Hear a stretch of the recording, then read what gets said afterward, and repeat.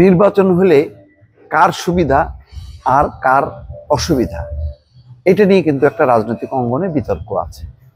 বিতর্ক আসছে এই কারণে গত 1-1.5 বছরে অনেকগুলো গ্রুপ তৈরি হয়েছে যারা ক্ষমতার কাছাকাছি আছে। তারা কখনো কখনো ক্ষমতাকে ব্যবহার করছেন, আবার কখনো কখনো ব্যবহার করতে না পারলেও ক্ষমতার কাছাকাছি অবস্থান আছে। রাজনৈতিক সরকার একটাই, হয় বিএনপি না হয় জামাতের, তাদের নিয়ন্ত্রণে থাকে। এখন ইউনূস সরকার যেহেতু তার নির্দিষ্ট কোনো রাজনৈতিক দল নেই, সুতরাং এখন যতদিন নির্বাচন না হবে ততদিন পর্যন্ত সবাই বলবে যে আমরা মূল শক্তি বা আমরা গুরুত্বপূর্ণ রাজনৈতিক শক্তি।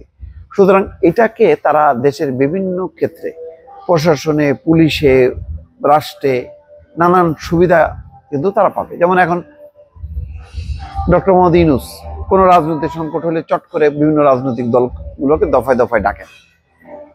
তো রাজনৈতিক সরকার আসলে তো ওই সুবিধাটা থাকে না।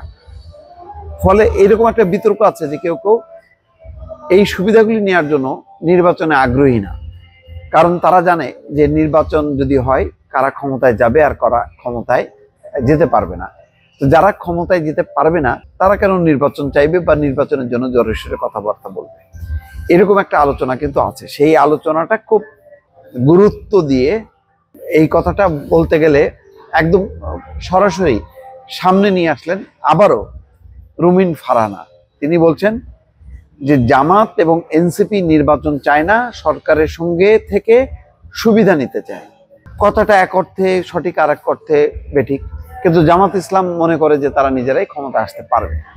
তবে একেবারে শতভাগ কনফিডেন্ট তা না। বিএনপি যতটা কনফিডেন্ট, জামাত ততটা হয়তো না। তারা মনে করছে যে আরো সময় গেলে বিএনপি দুর্বল হয়ে পড়বে, বিএনপি আরো বিপাকে পড়বে, তখন তারা ক্ষমতা আসতে পারবে। আর এই মুহূর্তে যদি নির্বাচনটা হয়ে যায় ফেব্রুয়ারির মধ্যে, তাইলে বিএনপির শতভাগ সম্ভাবনা আছে। সেই কারণে জামাত ইসলাম এবং একই সঙ্গে গণ অভ্যুত্থানের দল এনসিপি তারা চাইছে যে নির্বাচনটা এখন দরকার নেই, এখন তো তারা ক্ষমতাকে এক ধরনের এনজয় করতেছে। তো সেই রুমিন ফারহানাই বলছেন যে জামাত ইসলাম এবং এনসিপি নির্বাচন চায় না, তারা চায় এই সরকার আছে, এই সরকারই চলুক, সরকারের সঙ্গে থেকে তারা যত সুযোগ সুবিধা আছে তা নিতে চায়। রুমিন ফারহানা আরো বলছেন নির্বাচন নিয়ে ষড়যন্ত্র হচ্ছে, ফেব্রুয়ারিতে যেন নির্বাচন না হয় সেই চেষ্টা চলছে। বিএনপি ছাড়া অন্য দলগুলো নির্বাচন পেছাতে চায় তাদের লাভে, তারা সঙ্গে থেকে যত রকম সুযোগ সুবিধা আছে নিবে, কিন্তু আপনারা কোনো ধরনের ষড়যন্ত্রে পা দেবেন না, নির্বাচন ফেব্রুয়ারিতেই নিতে হবে। ফেব্রুয়ারিতে যদি নির্বাচন না হয় সেটা আমরা মেনে নেব না।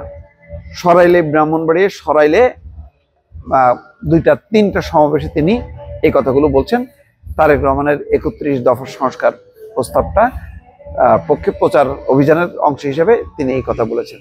তো একেবারে কথাগুলো খুব রুড়ো শোনা হইলে বা কর্কশ হইলেও একেবারে বাস্তবতা বিবর্জিত না। এখানে শুধু জামাত বা এনসিপি বলবো না, আরো অনেকগুলো দেখবেন যে রাজনৈতিক দল তারা খুবই সোচ্চার এবং তৎপর। তারাও মনে করে যে ইউনূস সরকারের উপরে মাথায় ছড়ি ঘুরায় আমরা চলতে পারবো, আমাদের সমস্যা কি, বিএনপি আসলে তো তারাই একচেটিয়া ভাবে সবকিছু সুযোগ সুবিধা ভোগ করবে, এই ধরনের একটা প্রবণতা আছে।